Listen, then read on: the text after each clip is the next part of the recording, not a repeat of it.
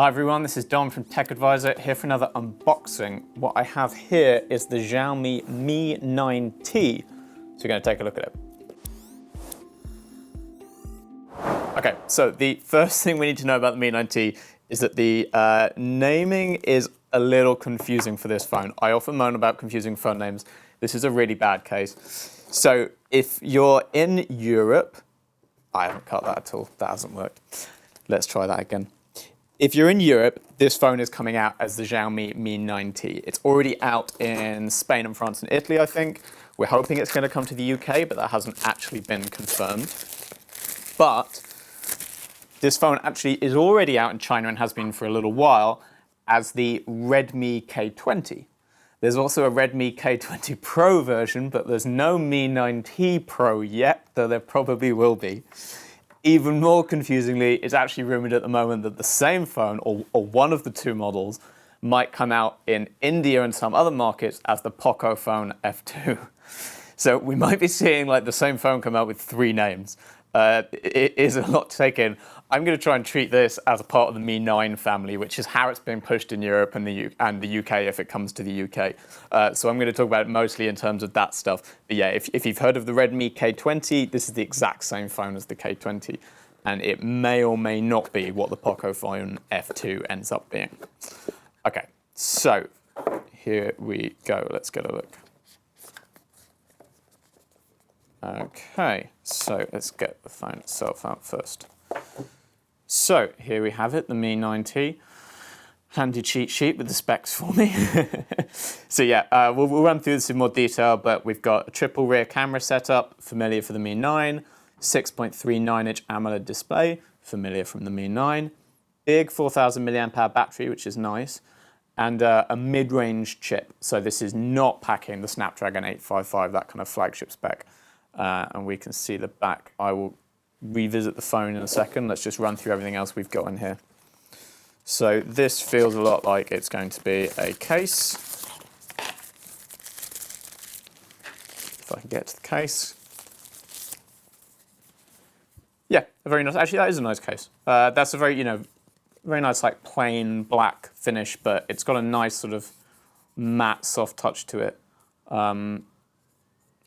I'm always a bit wary with cases with a little bottom cut out there, but anyway, yeah, for a sort of throwing case, this is nice. Obviously, it's opaque, so you're not going to show off the back of the phone. I don't know if they give clear cases with the other colours. We've got it in black here, but there's also blue and red versions, which I kind of feel like it would be a bit odd to give you a bright blue phone and then a black case to cover it up, but we'll see. Yep, USB-C charging cable, as you'd expect. They power adapter, that's a European plug from the look of it. Makes sense, because I think this is a Spanish phone. And that is it for the box. There are no headphones in there, despite the fact that, as we will see, the phone does in fact have a headphone jack, which is the only one in the Mi 9 family to include one, I believe. Okay, so let's get to the actual hardware. So, I thought I was going to peel something dramatic off, but it's not. That's just, okay. Right, where's the next peely bit? There you go. Okay, there we go. So we got that nice 6.4-inch screen. Pretty beautiful. And, I don't know, I just pick a corner.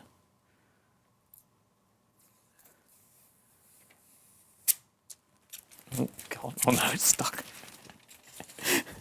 All right, here we go. We have the Xiaomi Mi 9T. This is the carbon black model.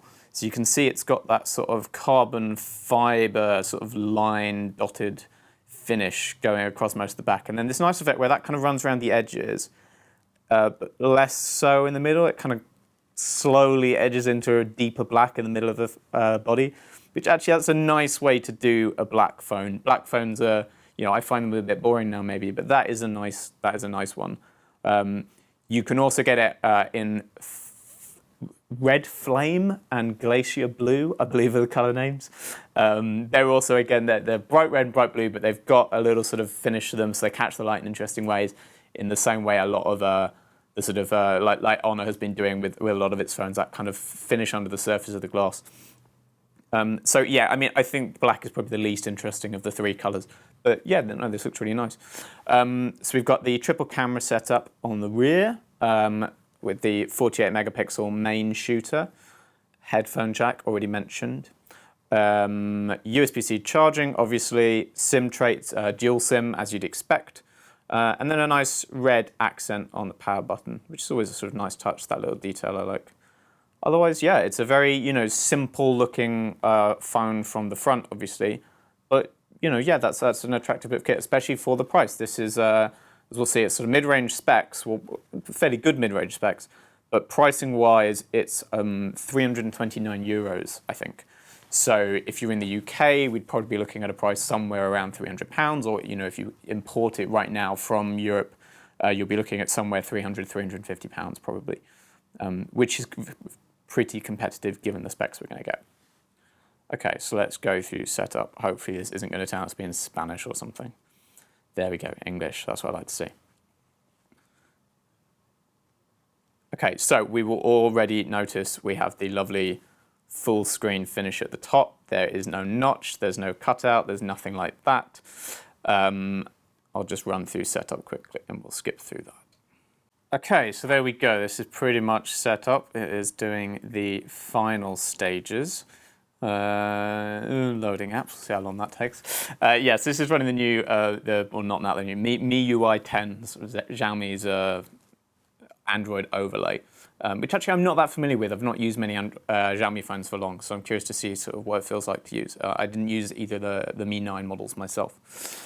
Yeah, so the big thing we'll notice, I think I mentioned already, we don't have any notch or anything at the top, which is different to the other Mi 9s. The Mi 9 and the Mi 9 SE are both have the little teardrop notch, the tiny notch right in the center of the top of the screen.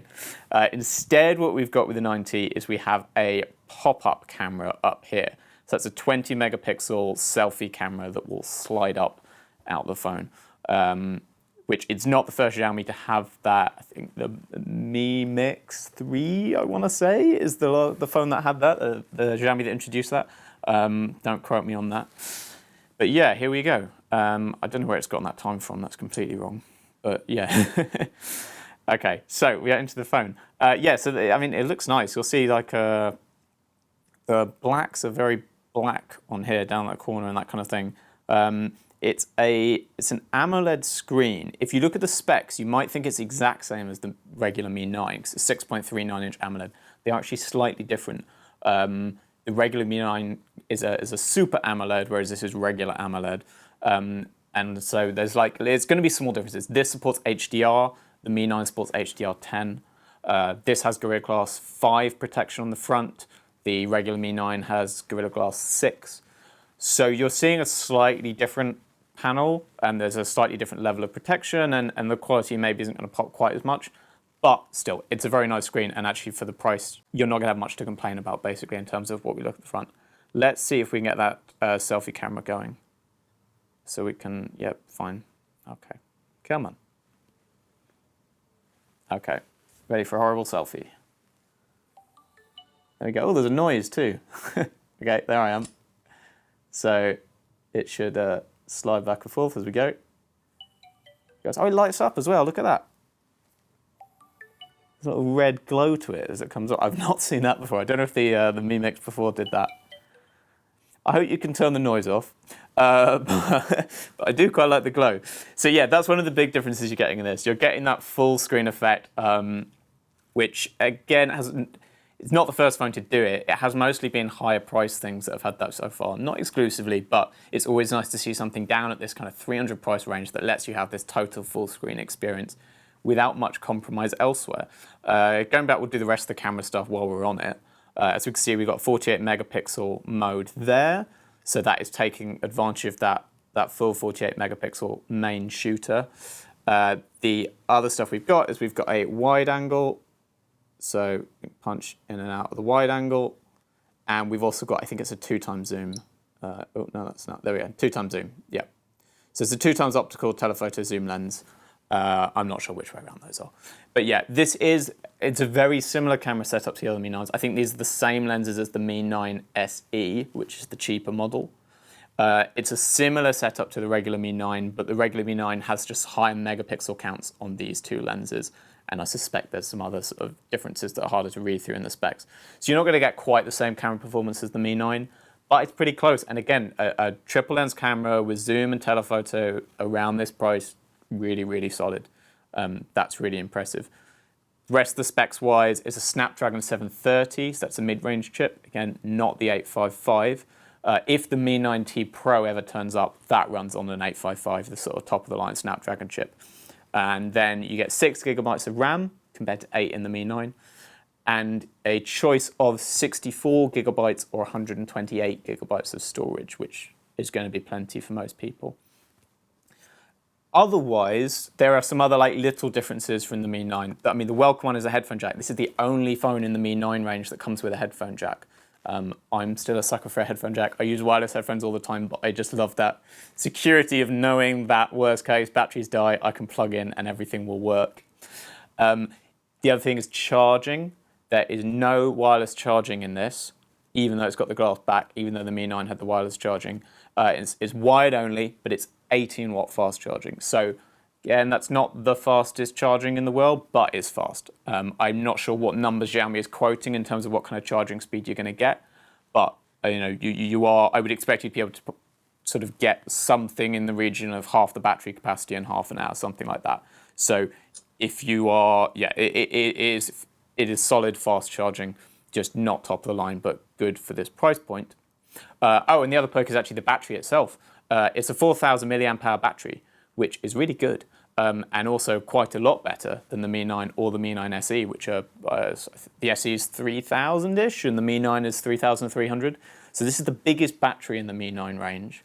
You lose the wireless charging, but if you just want the battery life and you still have the fast wired charging, like this is a really solid offering for not a lot less than the regular Mi 9. It's in a way not a super exciting phone. There's no like really snazzy, exciting feature you're going to find in this that's not in anything else. But what this is a really nice looking mid-range device that offers very serious specs for that price point. I mean, which is really where Xiaomi's kind of sewn up the European market recently, or were trying to. They're making some very competitive entries at this price point. The Mi 9 we thought was a great offering at its price. This at a good chunk less is seriously compelling, and unless you need that like top Snapdragon 855 performance that the Mi 9 has, it'd actually be very easy to suggest someone drops down to the 9T because you still get the triple camera. It's still got very decent specs in terms of processor, RAM, storage, that kind of stuff. And the fact that you get this full screen display and the pop-up camera, I mean, for me, that's a pro. I know some people are nervous about pop-up cameras and the idea that it might break and it won't last long enough, and especially if you're someone you want a phone to last you 3 years. I understand the worry about having a physical mechanism there that might break. But it's so nice having that line across the top. It's just a completely unbroken display. And at 6.4 inches, like this is a nice size. It fills the hand, but it's not sort of overwhelming. I'm coming from using a OnePlus 7 Pro, and I love that phone, but I am used to doing a lot of stretching over the corners to try and do anything. So yeah, this is the Mi 9T. I think I'm a fan actually, having gone into this like, not quite sure what to expect from this. I like the look of this a lot.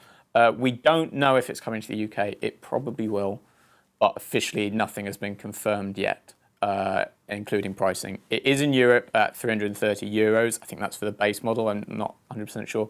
But you're looking at that kind of price. You can get it in Europe. If you're in China, it'll be the Redmi K20, and it may or may not end up being a Pocophone F2. I have no idea. But whatever name it goes by, it's probably worth buying.